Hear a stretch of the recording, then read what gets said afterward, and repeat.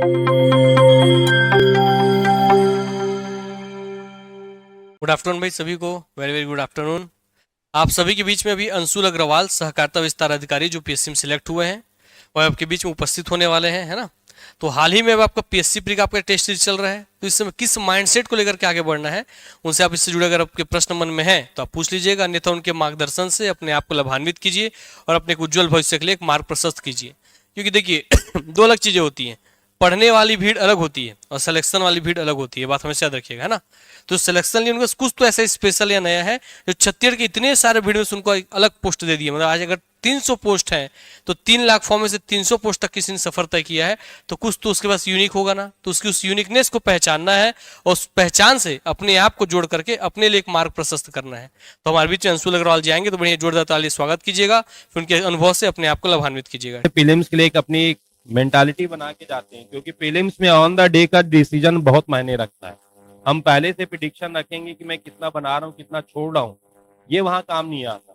वहां प्रश्न को देख करके हमारे दिमाग में एक बेहतर रणनीति बनना क्या है आपका जरूरी है। तो मैं सीधे माइक जो है अभी अंशुल को देता हूँ, वो अपनी प्रतियोगी परीक्षाओं में प्रारंभिक परीक्षा को लेकर के बारे में आपको थोड़ा सा गाइड करेंगे। Thank you sir. थोड़ा मेरा पब्लिक स्पीकिंग का अभी ज़्यादा है नहीं, तो समझ लीजिएगा। सबसे पहले तो 6 बार मैं प्री दिया हूँ और मेरा 5 बार क्लियर हुआ है। तो इसमें मुझे लगता है कि हाँ, अच्छा नॉलेज है मुझे, और कहाँ पे गलती होती है वो मुझे पता है। तो अभी आप लोगों को ये टेस्ट सीरीज का वो है, तो सबसे पहले तो मैं ये बोलूँगा कि क्या करना है और क्या नहीं करना है। डायरेक्ट हम लोग उसमें चलते हैं। पहला चीज़ तो ये है कि टेस्ट देने आना है रेगुलर। सबसे बड़ी बात ये है, जैसे मेरा माइंडसेट भी ये था कि जिस दिन मेरी तैयारी नहीं होती थी, मतलब मैं आप लोगों को एकदम जो आदर्श बात नहीं करूंगा, जो डायरेक्ट है वो बता रहा हूँ। तो मेरा रहता था कि नहीं, आज तैयारी में नहीं किया हूँ और रिजल्ट में नाम पीछे आ जाएगा, कैसा लगेगा, सर क्या सोचेंगे, अरे यार अभी पढ़ नहीं रहा है ये करके। तो नहीं आता था मैं, ये मैं गलती करता था पहले। फिर मैं उसको सुधारा कि नहीं, टेस्ट आना है, तैयारी जैसे भी हो, क्योंकि यहाँ पे आप जितना भी रैंक आ रहे हो, अच्छा आ रहा तो अच्छी बात है, और सुधार की हमेशा गुंजाइश तो रहती है, और फाइनल तो हमको प्री ही है जो है। तो पहली चीज ये है कि टेस्ट आना है।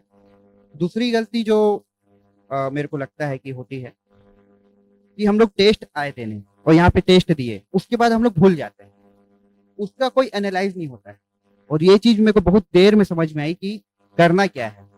तो इसका सीधा सा प्रक्रिया पैटर्न ये है, आप लोग टेस्ट देने आए, टेस्ट दिए, उसके बाद चल गए, और जब इसका मॉडल आंसर आएगा, उसके बाद आपका मॉडल आंसर और अपना जो ये है क्वेश्चन पेपर, उसको लेके बैठना है।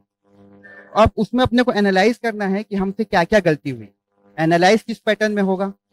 सबसे पहले तो ये देखना है कि ऐसा कौन सा बेसिक क्वेश्चन था जो हमारे से गलती हो गई और जो डायरेक्ट था। यदि वो हमसे गलती हो रही है, मतलब हमारा रिवीजन अच्छा नहीं है या हम अच्छे से पढ़ के नहीं आए हैं, तो उस चीज को सुधार लेना है। फिर दूसरा चीज ये देखना है कि जो हमारे बुक से बाहर का था, है ना, क्या ये टॉपिक हम कवर नहीं कर पाए थे, अब वो टॉपिक को हमको कवर करना है, और उसके बाद उसको एक पेज में लिख देना है। जो क्वेश्चन का आंसर हमको नहीं पता है या जो हमारे बुक से बाहर का है और ऐसा लग रहा है कि नहीं ये बुक में कवर नहीं हो पा रहा है, तो हमको उसको आगे कवर।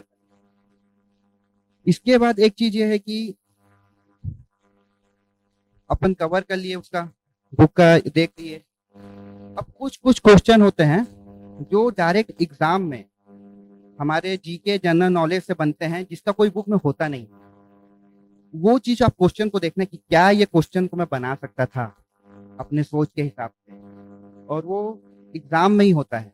तो वो चीज आपको देखना है कि मैं इसमें क्या गलती किया, मैं क्यों नहीं बना पाया, और ये क्या बन सकता था। इसमें अपने को एलिमिनेशन मेथड लगाना है, और इसके साथ देखना है कि क्या कुछ एक लाइन पढ़ के पूरा आंसर आ जा रहा था क्या करके। ये चीज को लगातार आप जब टेस्ट सीरीज दोगे तो उसमें सुधार होगा। और ये चीज जो सीख गया ना, वो वहां पे 4-5 क्वेश्चन एक्स्ट्रा ही करता है, और हमारे में करते करते ये चीज आ गई। हम देखते थे कि नहीं भाई, इसका कैसे निकाला जा सकता है, कैसे वो किया जा सकता है। और एक चीज और की, जैसे टेस्ट दिए, हम लोग सोचते हैं कि 20 मिनट में हुआ, निकल गए, 40 मिनट हुआ, निकल गए। ठीक है, तो 2 घंटा का है, चलो मान के चलो 2 घंटा का नहीं है, 1.5 घंटा आप बैठो, उसमें आप देखो कि वही जो स्तर होता है आप लोगों को पता होगा कि 3 स्तर पर हम लोग बनाए, 4 स्तर पर बनाए। तो जब हम लोग का कंप्लीट कर लिए हम लोग, फिर हम लोग को देखना है कि जो क्वेश्चन नहीं बन रहा है उसको हमको 3-4 बार पढ़ना है। कभी कभी क्या होता है, हम क्वेश्चन को आराम से 3-4 बार पढ़ते हैं तो वो क्लिक कर जाता है। तो ये कुछ कुछ छोटी चीजें हैं जिसको करना चाहिए। और जो आपको आंसर नहीं पता है ना, एक पेज बना लो और उसमें लिखते जाओ कि हाँ इसका आंसर ये है, इसका आंसर ये है, और उसको 3-4 बार रिविजन कर लो कि लास्ट में एग्जाम में तो उसका वो हो जाएगा। और एक चीज और कि जैसे हम यहाँ दे रहे हैं तो यहाँ पे पूर्ण विश्वास रखना है, 4 जगह नहीं भागना है कि ये भी कलेक्ट कर लूँ वो भी कलेक्ट कर लूँ। ठीक है, कलेक्ट कर लिए आप, पर एक साथ एकदम नहीं पूरा कलेक्ट कर लिया, उसको करते गए और यहाँ पे मेन फोकस रखें। जहाँ पे भी आप कर रहे हो या यहाँ पे कर रहे हो तो यहीं का पूरा मान के चलना है, ये चीज करना है। क्योंकि देखो अपन जो पैटर्न देखे हैं, सब कोचिंग वाले अलग अलग का सबका रहता है, पर वहां पे ओवरऑल ही निचोड़ निकलता है। तो ये चीज को ध्यान देना है। और एक चीज और मेरे को लगता है कि हम लोग कभी कभी इतना ज्यादा पढ़ लेते हैं, जैसे मान के चले लक्ष्मीकांत पढ़े तो हम 1.5 महीना 2 महीना लक्ष्मीकांत पढ़े, ठीक है अच्छी बात, पर क्या आपके पास ऐसा है कि उसको आप 5 दिन में 2 दिन में रिवीजन कर सको? तभी तो आप एग्जाम में जाकर उसको रिवीजन करके जा पाओगे। तो हमको जब पढ़ना है तो ये भी देखना है कि इसको क्या मैं अगली बार 5 दिन में रिवीजन कर सकता हूँ। या तो उसके शॉर्ट नोट्स बनाओ, सिनॉप्सिस बनाओ, टिक करो, अपना अपना मेथड से उसको यूज करो। मतलब ओवरऑल यदि मान के चलो आज से 60 दिन है तो इसका पैटर्न क्या होना चाहिए कि 45 दिन एक दिन हो गया, उसके बाद 10 दिन एक रिवीजन और 5 दिन एक रिवीजन। तो क्या आप अगली बार 10 दिन में वो रिवीजन कर पाओगे, 5 दिन में रिवीजन वो कर पाओगे? तो जैसे इसमें छत्तीसगढ़ में क्या करता था मैं, जैसे सर लोग एक शॉर्ट नोट्स अलग से बना रखे हैं तो मैं लास्ट में सिर्फ उसको रिवीजन कर लेता था। ऐसी में लूसेंट जो है 200 पेज में पूरी कवर हो जाती है तो मैं लास्ट में उसको रिवीजन कर लेता था ताकि मेरे बेसिक फैक्ट ना छूटे। तो प्री का ओवरऑल इतना आप करोगे और साथ में प्रीवियस ईयर क्वेश्चन पेपर जो है उसमें हमारी कमांड पूरी होनी चाहिए। कमांड का मतलब ये है कि सिर्फ हम क्वेश्चन पेपर को टिक किए और देख लिया, ऐसा नहीं। यहाँ से क्वेश्चन बार बार आ रहा है, राष्ट्रपति से क्वेश्चन बार बार आ रहा है, या इस बार संसदीय समितियों से क्वेश्चन पूछना चालू किया है तो उसको हम थोड़ा डीप में पढ़, है ना, कि दर्शन से क्वेश्चन हर बार आ रहा है, इस बार थोड़ा इंटरनेशनल गया या यूएनओ गया या इस टाइप का IMF गया तो यहाँ से क्वेश्चन आ रहा है। तो वो पैटर्न को हमको पकड़ते चलना है। तो इससे क्या होगा कि ज़्यादा अच्छी तैयारी हो। और इसके साथ मैं एक चीज़ और करता था, बता रहा हूँ, घटना चक्र में पूरा मान लेता था सभी सब्जेक्ट। पर्यावरण तो ऐसा है कि वहाँ से फिर आता ही नहीं था बाहर। तो इतना अभी जो करोगे 60 दिन में तो ओवरऑल एक बहुत अच्छा वो हो जाएगा। और माइंडसेट तो पॉजिटिव रखना है। कुछ लोग क्या है कि जो मैं देखा हूँ कि यहाँ पे बहुत होशियार हैं पर एग्जाम में जाके धराशायी हो जाते हैं। तो उसका अच्छा चीज़ क्या है कि आप वही चीज़ यहाँ पे फील करो, यहाँ पे बैठो, एक एक करके करो कि मैं वहाँ कैसे करता। तो जब ये फीलिंग आ जाएगी यहाँ पे करते करते, लास्ट में फुल लेंथ टेस्ट भी होगा तो फिर वो चीज़ क्लियर हो जाएगी, वहाँ पे फिर आप लोगों को दिक्कत नहीं होगी। ओवरऑल सर मेरे को यही लगता है, बाकी कुछ आप लोग पूछना चाहें या कुछ लगे तो। एक क्वेश्चन मैं स्टूडेंट लोग की तरफ से पूछूंगा कि जिस दिन PSC प्रीलिम्स का एग्जाम रहता था, फर्स्ट पेपर चूंकि 2 पार्ट में है अपना, छत्तीसगढ़ और अपना जनरल स्टडी का, शुरुआत कहाँ से होती थी, ये इसके बारे में बताएंगे। ये भी एक अच्छा क्वेश्चन है। तो शुरुआत हम लोग को छत्तीसगढ़ से ही करना है। मैं जो मानता हूँ 50 क्वेश्चन है छत्तीसगढ़ के। इंडियन जीएस अभी ऐसा आ रहा है कि उसका कुछ पता नहीं कितना क्वेश्चन बनेगा क्या नहीं बनेगा। और यदि हम इंडियन जीएस से स्टार्ट किए तो कुछ लोग वहीं धाराशायी हो गए, हो गया भाई इस बार अगली बार आना है, ये वाला वो हो गया। तो छत्तीसगढ़ से स्टार्ट करना है हमको, क्योंकि छत्तीसगढ़ के जो 50 क्वेश्चन है वो हमसे इतनी बार पढ़े हैं और कहीं ना कहीं हर बार 35-40 क्वेश्चन बनते ही हैं। मेरी भी मैं बात करूं तो करीबन 35 क्वेश्चन प्लस ही रहता है। छत्तीसगढ़ से स्टार्ट करना है, उसके बाद इंडियन जीएस में जाना है, वो ज़्यादा अच्छा है। और इंडियन जीएस में भी मैं मानता हूँ कि पहले कॉन्स्टी कर लिए, ऐसे ऐसे थोड़ा जहाँ पे दिमाग लगता है तुरंत देख लिए। शुरू में आप यदि पॉजिटिव वाइब बना लोगे तो वो आगे जाके बहुत अच्छा होता है फिर। तो ये चीज़ है। तुक्का कितना लगाते थे एग्जाम में? क्योंकि जनरल कैंडिडेट तो हूँ मैं तो बिना तुक्का के तो नहीं लगेगा, पर तुक्का भी जो है मैं सोच लिया था। मैं क्या करता था, जब मैं प्री का टेस्ट सीरीज देता था तो मैं हर बार अपने आप को नाप लेता था। एक बार मैं 20 तुक्का मारा, एक बार 10 मारा, एक बार 5 मारा। फिर मैं अनुमान लगा लेता था कि कहाँ तक मेरा सही हो रहा है और कहाँ के बाद मैं रॉन्ग जा रहा हूँ। तो इसका मैं एक ही चीज देखता था कि मैं 4-4 क्वेश्चन का सेट पकड़ लेता था। 4 में मेरे 1 सही हुए और 3 गलत हुए तो प्लस माइनस बराबर हो जाता है। तो 4 में हमको जैसे भी करके 2 सही करना है। और जहाँ मेरे को चारों नहीं पता है ना, वहां मैं नहीं छूता था, सही बता रहा हूँ। एटलीस्ट 3 ऑप्शन पता, एक एलिमिनेट हो गया है और 3 ऑप्शन पता है, तो उसके बाद फिर मैं उसमें आगे बढ़ता था और उसमें सोच विचार करके करता था। तो जनरली मैं जितना पता है उसके बाद एलिमिनेट करके 5-10 तो एक्स्ट्रा करता ही हूँ। यानी अंशुल के तुक्का लगाने का जो अर्थ है उसकी एक साइंटिफिकली आपको मैं नाम बता देता हूँ, कैलकुलेटेड रिस्क।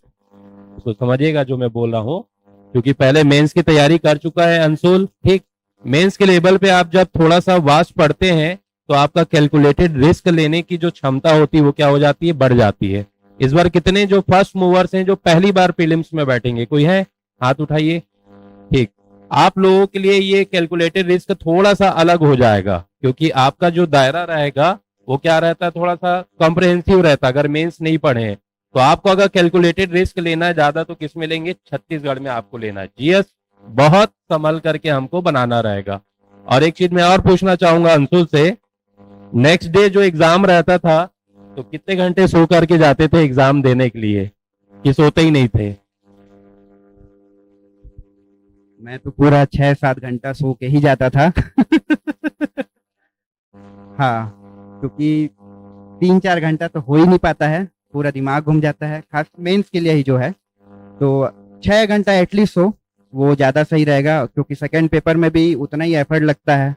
बल्कि मैं तो बीच में 5-10 मिनट का झपकी ले लेता था दोनों पेपर के बीच में, तो वो ज़्यादा अच्छा है, क्योंकि बहुत लोगों का बिगड़ा है मैं देखा हूँ। और अब अच्छे अच्छे लोग जिनका बहुत अच्छा है, सिर्फ सोने के चक्कर में पेपर बिगड़ जा रहा है। तो अपना तैयारी ऐसा रखो ना कि लास्ट में उतना ना लगे।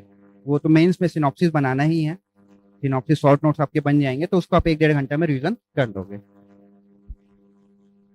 क्योंकि अब मैं ज्यादा समय नहीं लूंगा, आप लोग का टेस्ट है और ऐसे बहुत सारे जो बने हुए हम प्रयास करेंगे कि हर टेस्ट में कोई ना कोई जो सिलेक्टेड है वो आपके बीच में आकर के अपनी खास जो रही उसकी प्रीलिम्स की रणनीति उसके बारे में चर्चा करे।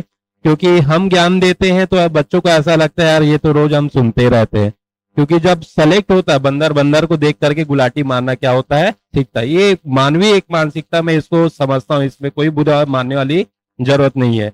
तो जो जो चीज अंशुल ने कही उसको थोड़ा समझिए, क्योंकि आप लोग के बीच में से आपके प्रयास करके अब वो चयन सूची में आ चुके हैं। इस बार भी ये भी एफर्ट करेंगे, क्योंकि मोक्ष में ख्याल से मिला नहीं है डिप्टी कलेक्टर, और जब तक डीसी नहीं मिल जाता तब तक जर्नी खत्म नहीं होती है। तो आप लोग भी इनसे सीखते हुए इन चीजों को अपने अप्लाई करिए।